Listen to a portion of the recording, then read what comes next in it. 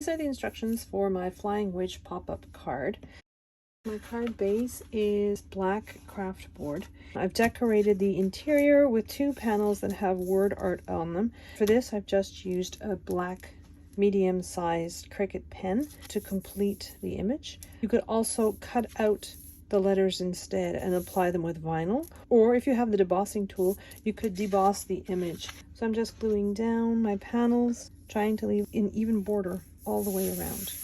So here is my little witch. This is just a regular piece of cardstock. The black part is cut out of Cricut foil craft board, just gluing her down to that offset layer. So now these are the 2 pieces for the mechanism.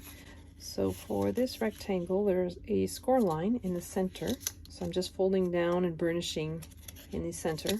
And then for this one, there are several score lines. I'm just folding down on all of them.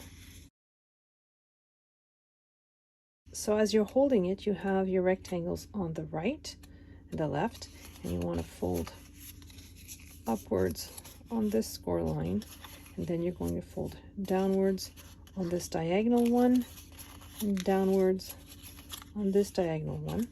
And then as you're still holding it in that position, you're just going to carefully, with your index finger, push inwards on those 2 triangles, and then flatten your piece like so. You've got your triangle at the top with a little bit cut out of it. You have a triangular flap here, and this one's plain. And if you flip it around, you have the same thing on the other side. Now I'm rotating my piece counterclockwise, and I have my other piece at the ready. So I've got that triangular flap, and then on the end of the piece, I'm just putting glue from the score line to the edge.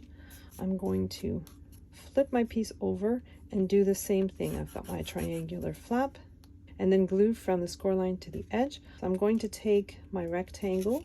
The bottom is going underneath my piece and the top is going over. So that piece is sandwiched in between my rectangle. And I'm just pressing down so that the glue takes. You've got your triangular flap here and you've got your piece glued down just there. And then if you flip it over, you've got your triangular flap here and your piece glued down just on that part of that extension. If you put your thumbs in both of those triangular flaps at the bottom and then you pull outwards, you have that pop-up mechanism. So I have my card base. My card is 7 inches tall, so I know the center will be at 3.5. I'm just putting a little dot on the 3.5 mark. This is just going to help the image stand out more. I'm just gluing this on to the top part of my mechanism. I'm placing it so that the center line is approximately at the level of the tick mark that I just made. I want my witch to stay within the confines of my card. So I'm just going to put a little bit of glue on the back. I'm just going to glue her down. I'm making sure that her hat doesn't go past the edge of the card like so. I'm going to put glue on this triangle. So just on this flap here, and I'm going to close my card. I'm going to flip my card over. I'm going to open my card carefully, keeping my mechanism in place. And I'm putting glue along the other side of that triangle. I'm closing my card. I'm just waiting for that glue to take. And then when you open, she pops up. So now I'm going to work on the shaker part of my card. Now I have my piece of acetate. I'm taking the protective layer off my acetate.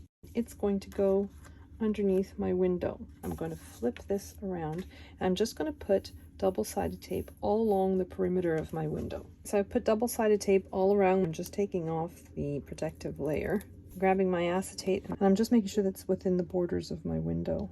So you can put foam tape all the way around your perimeter to create your shaker card, but just to do something a little bit different, I decided I was going to build up the layers of my shaker card. So I'm just going to layer them up like so and glue them all together. The reason why I have some of these pieces in much smaller segments is because I want to minimize the amount of craft board that I'm using. So I'm just going to use this as my template and just glue all the layers one by one until it's quite thick. And that will allow my shaker pieces to move freely within my shape. So I'm just going to stack them up and glue them all together.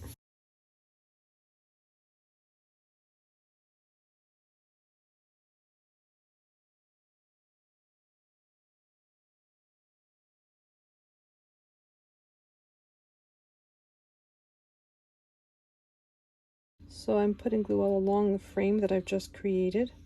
I'm gluing it down to my background piece. I just want to make sure the edges are nice and flush. I'm going to grab the window piece with the acetate on it. I'm flipping it and putting more of my double-sided tape, but just around the perimeter. So next I'm going to put in my shaker elements. I bought these off Etsy and they're just iridescent. They look like straws, but you can use any kind of shaker element you may have. Now, because I constructed it the way I did, I wouldn't recommend any kind of glitter because it's going to fall out. These are large enough that they're not going to get through any small gaps that I may have in my frame. And then I'm going to add the bats that I've cut out and making sure everything's nice and flat. So I'm going to take the liner off my double-sided tape and then just place my window just over like so. I'm just going to glue my decorative panel and my shaker element to the cover.